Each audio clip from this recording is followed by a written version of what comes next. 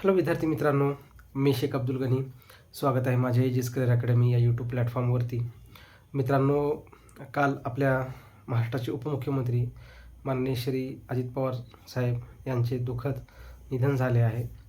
त्यांना माझ्याकडनं या एजेस करिअर अकॅडमी या परिवाराकडनं भावपूर्ण श्रद्धांजली.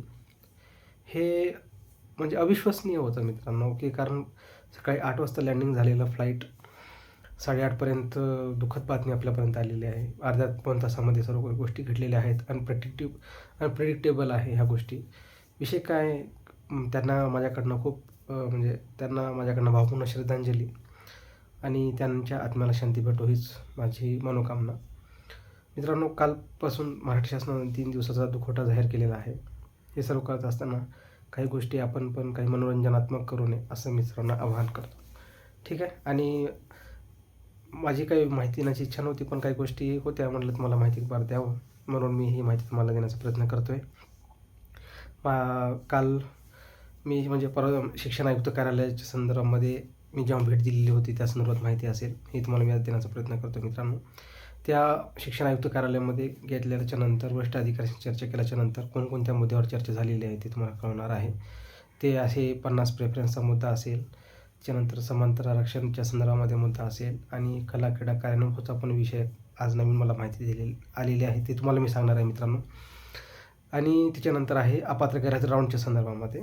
हे 1-2-4 मुद्दे मी घेऊन गेलेलो होतो. त्या संदर्भात मी या व्हिडिओच्या माध्यमातून तुम्हाला देण्याचा प्रयत्न करेन. व्हिडिओ शेवटपर्यंत पहा, तुम्हाला याच्यातनं माहिती ऑथेंटिक भेटेल मित्रांनो. पहिला मुद्दा आहे, मी 4 मुद्दे महत्त्वाचे सांगितले तुम्हाला. कोणकोणते? एक कला क्रीडा कार्यानुभव असेल, 50 प्रेफरन्स असेल, अपात्र गैरहजर राऊंड संदर्भात असेल, समांतर आरक्षण संदर्भात असेल. ठीक आहे. हे 4 मुद्दे तुम्हाला सांगतो. तोपर्यंत पहिला मुद्दा मी डिटेलमध्ये सांगत आहे मित्रांनो. सर्वप्रथम आहे कला क्रीडा कार्यानुभव यांचा. कला क्रीडा कार्यानुभवांचे तर त्या संदर्भात विचारणा केली की बाबा जी जागा आहेत त्या संदर्भामध्ये जे आता रिसेंटमध्ये GR आलेला आहे, एकूण आकृतिबंधातल्या जागा किती आहेत आकृतिबंधानुसार, त्यानुसार तर त्यांच्याकडनं एवढ्या जागा येतील का, असे खूप मुलांचे प्रश्न होते की बाबा एवढ्या जागा मंजूर झालेल्या आहेत, त्या जागा पूर्णपणे येतील का. तर त्या संदर्भामध्ये मंत्रालयामध्ये मीटिंग पण झालेली होती आणि त्यांचा प्रस्ताव पण असा आलेला आहे मित्रांनो की त्याच्यामध्ये पूर्ण जागा या भरल्या जाणार नाहीत. त्याच्यामध्ये काही जागा ज्या आहेत त्या जागा मागं जे काय म्हणतो त्याला विषयानुसार आरक्षणानुसार त्याच्यामध्ये कमी जास्त होऊ शकतात.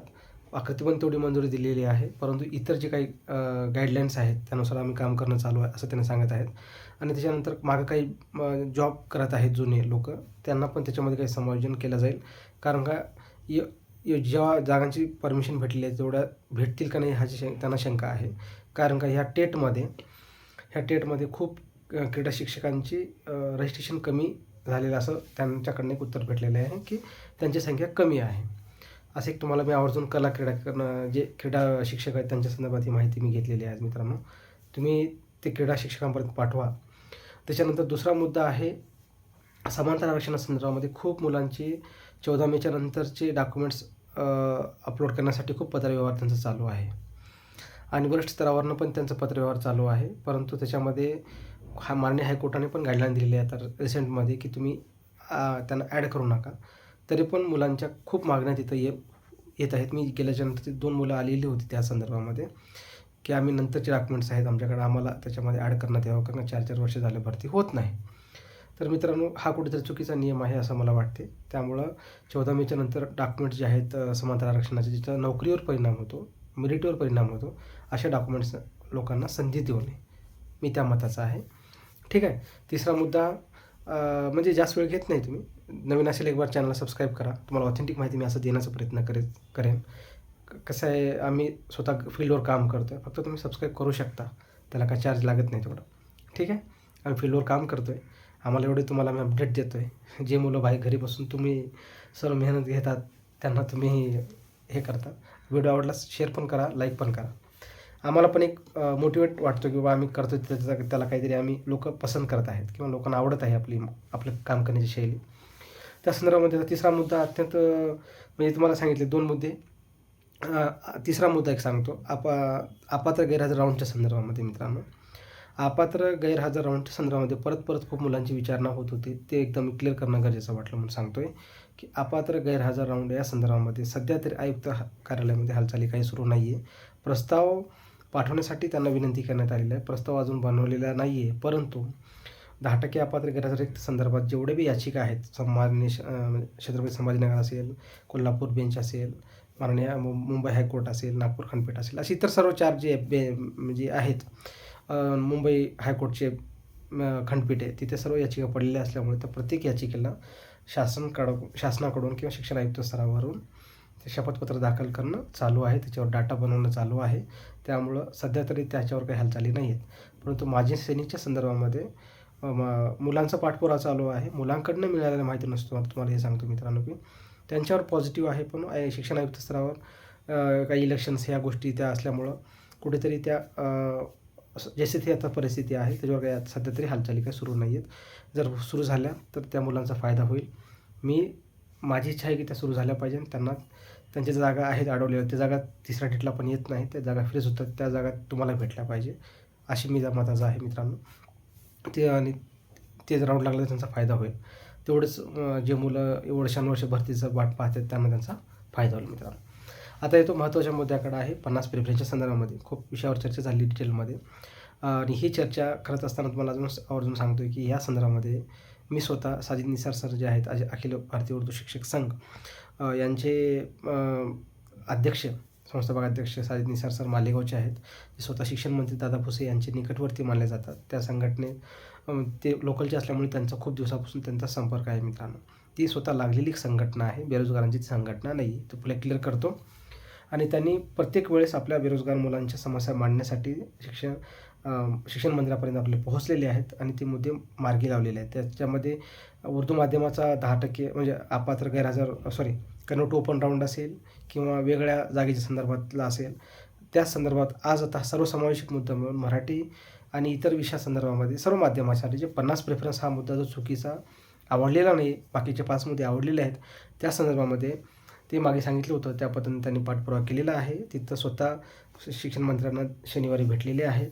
तर ह्या शनिवारी परत त्यांचं नियोजन आहे. आणि या संदर्भामध्ये खूप तुम्हाला काही महत्त्वाच्या गोष्टी त्यांना विनंती केलेली आहे शिक्षण मंत्र्यांना. मी तुम्हाला मागच्या व्हिडिओमध्ये सांगितलं होतं.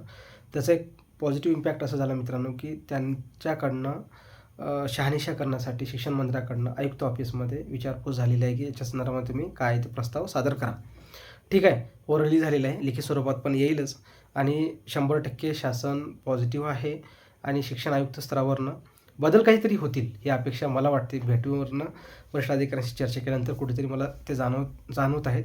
आणि अधिकारी पण आपल्याच विचारांती आपल्या फेवरमध्ये आहेत. त्यांना मी मुद्दा खूप विनंती करून पटवून दिला की सर, 1.1 पद लागू केल्यामुळे 50 प्रेफरन्सचा मुद्दा हा कुठेतरी मागं पडतो आहे. तर हे दोन्ही गोष्टी वेगळ्या असं वाटत आहेत. पण त्याच्यामध्ये एक उत्तर असं भेटलं मित्रांनो वरिष्ठ अधिकाऱ्यांशी भेटल्याच्यानंतर, ही चूक तुमची आहे म्हणे, ही चूक विद्यार्थ्यांची आहे. सेकंड फेजमध्ये खूप संस्था चालकांनी आम्हाला विधानसभेमध्ये धारेवर धरले होते आणि म्हणजे शासनाला धारेवर धरले होते. आम्हाला लिखित स्वरूपात त्यांना खुलासा करावा लागला आणि तिची चुकी आम्ही विद्यार्थ्यांचं हित पाहिलं, पण विद्यार्थ्यांनीच आमचं नुकसान केलं. त्यामुळं आता आम्ही त्याच्यामध्ये काही बदल करू शकणार नाही. 1.1 प्रेफरन्स आम्ही ते केलेलं आहे. पण 50 प्रेफरन्सच्या संदर्भामध्ये आम्ही त्याच्यावर काहीतरी आश्वस्त करू, काही प्रेफरन्स वाढवून देऊ किंवा काय, आम्ही त्याच्यावर अजून बैठक झालेली नाही, त्याच्यावर पण आम्ही पॉझिटिव्ह आहे, याच्यात काहीतरी आम्ही नक्की बदल करू असं त्यांनी सांगितलेलं आहे मित्रांनो. त्यामुळे कसं आहे, खूप आशावादी आम्ही आहोत आणि अधिकारी खूप चांगले आहेत जे आपले विद्यार्थी हितच पाहतात.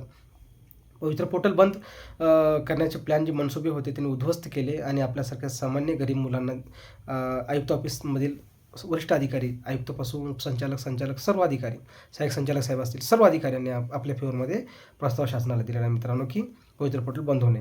त्याचाच संदर्भ मी आता देतो की त्यांनी आत्ता सध्या 50 प्रेफरन्सला सुद्धा पॉझिटिव्हच आपला प्रेफरन्स देतील असं मला वाटतं, म्हणजे प्रस्ताव देतील. आणि त्यांच्या ध्येयबोलीवरून असं लक्षात येते की ते आपल्या पॉझिटिव्हमध्ये आहेत मित्रांनो. तुम्हाला एक मी गरजेचं सांगतोय, हे अत्यंत महत्त्वाचा मुद्दा होता म्हणून मी तुम्हाला हे व्हिडिओ बनवण्याचा मी इच्छा व्यक्त केली. अदरवाईज माझं काही असं नव्हता, कारण खूप मुलं पॅनिक आहेत. मेरिटवर याचा परिणाम 100% होणार आहे. परंतु हे 2 दिवसात दुःखद घटना असल्यामुळे काही गोष्टी तुम्हाला सांगणं मला काही योग्य वाटले नाही. परंतु आता गोष्टी थोडंसं म्हटलं काही गरजेचं आहे ते सांगणं गरजेचं वाटलं म्हणून मी तुम्हाला सांगतोय. आणि हा एकंदरीत असा आहे मित्रांनो, म्हणजे मंत्री स्तरावरनं आम्ही पाठपुरावा करतोय. जसं हा निर्णय आलेला जी आर आला आहे तेव्हाच तात्काळ आम्ही माननीय साजिद निसार सरांना विनंती करून आम्ही सर्व एक ग्रुपमध्ये सर्व दादाजी भुसे साहेबांना साजिन सर्व भेटलेले होते. आणि त्याच्यानंतर आता मंत्री स्तरावर, मंत्रालय स्तरावरून पण आमचे पाठपुरावा चालू आहेत. त्या लेवलवर आम्ही काही करून जोपर्यंत हा ज्या जी आरमध्ये बदल होत नाही तोपर्यंत आम्ही शांत बसणार नाही. कारण ते सर्व हिताचा मुद्दा आहे. आणि नागपूर आंदोलनापासून ते इतर सर्व गोष्टीमध्ये आम्ही याच्यामध्ये तुम्ही पाहतच असाल की आम्ही स्वतः फील्डवर उतरून काम करतो. आम्ही स्वतः फील्डवर काम करतो, स्वतः फील्डवर माहिती घेऊन तुम्हाला अपडेट देत असतो. आम्ही कुठेच घरी बसून किंवा कुणाचं ऐकून कमर्शियलपणा दाखवत नाही. काय मी असो, संदीप कांबळे सर असो, आम्ही स्वतः फील्डवर काम करणारे माणसं आहे. आम्हाला कुणाची गरज नाही आणि आम्ही आमच्या पद्धतीनं प्रयत्न करतो आहे. आम्हाला कुणाची म्हणजे एकच सांगायचं तात्पर्य असं आहे की आम्ही सर्व प्रयत्न केलो आहे. सर्व जेवढी मुलं आहेत पॉझिटिव्हमध्ये नागपूर आंदोलनातील सर्व आमचे सहकारी पण असो, हे सर्व मिळून मित्रांनो आम्ही प्रयत्न केलो आहे. पण एकच कारण असं आहे की आता वेळ आलेली आहे JRच्या मधील बदल करण्यासंदर्भात. तर आम्ही प्रयत्न केलो आहे. हे का महत्त्वाचं आहे? कारण का कसं आहे, जर आपण एखाद्या चुकीमुळेच आपण घरी बसलो तर त्याला काही अर्थ राहत नाही. म्हणून मी सर्वांना आवाहन करतो आहे की तुम्ही संबंधित आमदारांना भेटा, खासदारांना भेटा. या संदर्भात JRमध्ये एकच चूक कशी म्हणजे पूर्ण भरतीवर परिणाम करणारी आहे हे पटवून द्या आणि त्या संदर्भात शिक्षण मंत्र्यापर्यंत, वरिष्ठ अधिकाऱ्यांपर्यंत हे प्रस्ताव, आपली माहिती कशी जाईल हे त्यांना पटवून देऊन त्यांच्याकडनं निवेदन प्राप्त करून घ्या मित्रांनो. हे खूप गरजेचं आहे, अन्यथा काही खरं नाही असं मी तुम्हाला सांगण्याचा प्रयत्न करतो आहे. आणि मी पुण्यात राहतो आहे. प्रत्येक वेळेस शिक्षण आयुक्त कार्यालय, शिक्षण उपसंचालक असेल, शिक्षण म्हणजे महानगरपालिका जिल्हा परिषद असेल, महानगरपालिका असेल, इथं जागासाठी आम्ही झगडत असतो. महानगरपालिका पिंपरी चिंचवड असेल, पुणे मनपा असेल, इथं सर्व ठिकाणी आम्ही झगडत असतो. त्याच संदर्भात महाराष्ट्र जे परिषद असेल तिथं पण आम्ही पाठपुरावा करतच असतो. आणि तुम्हाला या चॅनलच्या माध्यमातून पुण्यातनं कोणतीही अपडेट असेल तर मी देण्याचा ऑथेंटिक प्रयत्न करत असेल. तुम्ही बघून घेऊ शकता. मागची पूर्ण अपडेट तुम्हाला ऑथेंटिकच असेल. जर ऑथेंटिक माहिती असेल तरच मी व्हिडिओ बनवत असतो किंवा माहिती देत असतो, अन्यथा मी माहिती देत नाही. हे माझ्या तत्वात पटत नाही. तुम्हाला फसवणं किंवा मी फसणं, तुम्हाला फसवणं म्हणजे मी फसणं असं मला वाटते. म्हणून सर्वांना एकच विनंती आहे की 50 प्रेफरन्सचा मुद्दा जो मी तुम्हाला सांगितला याच्यामध्ये काय काय बदल झालेला आहे की वरिष्ठ अधिकाऱ्यांना आपल्याच चुकामुळं, संस्थाचालकांच्या गोष्टीमुळं आपल्याला त्याचं नुकसान झालेलं आहे मित्रांनो. जरी आपल्या मुलांनी जर संस्थाचालकांना जेव्हा फोन केल्याच्यानंतर आम्ही जिल्हा परिषदला आम्ही तुमच्या शाळेवर येऊ शकत नाही असे डायरेक्ट खडे बोल सुनावलेले आहेत. म्हणजे असं डायरेक्ट सांगितलं ॲरोगंट भाषेमध्ये. म्हणजे विचार करा, असेच त्यांनी एवढं जबाबदारी, एवढं खर्च करून, हे करून संसमान्यता क्लिअर करून जागा रिक्त पदाची जाहिरात दिली आणि तुम्ही जर तिथं अब्सेंट असेल तर किती राग येईल? त्यांना राग येणारच ना ऑब्व्हियसली. आणि त्यामुळं मग त्या गोष्टी चिडलेल्या आहेत अवस्थेमध्ये. खूप मागच्या भरतीमध्ये पण त्यांनी संस्थेचा वेगळा राऊंडला असेल खूप मागणी केलेली होती. परंतु ह्या गोष्टी करत असताना मित्रांनो आपल्या मुलांचं नुकसान न होऊ देता आयुक्त स्तरावरनं काम चालू आहे. फक्त एकच मुद्दा आहे 50 प्रेफरन्सचा. तो मुद्दा जर मार्गी लागला 100% जास्त जागाची जाहिरात आणि जास्तीत जास्त मुलं कसे लागतील ह्याच्यावर आपला पॉझिटिव्ह परिणाम होईल मित्रांनो. मला एवढं सांगायचं आहे. आणि जास्त काही वेळ घेत नाही. व्हिडिओ आवडला असेल तर जास्तीत जास्त मुलापर्यंत शेअर करा. नवीन असाल तर चॅनलला सबस्क्राईब करा. तुम्हाला पुण्यावरनं ऑथेंटिक आणि सत्य माहिती मी 100% देण्याचा प्रयत्न करेन. कारण का तुम्हाला पण लागायचं आहे, मला पण लागायचं आहे मित्रांनो. ठीक आहे, धन्यवाद.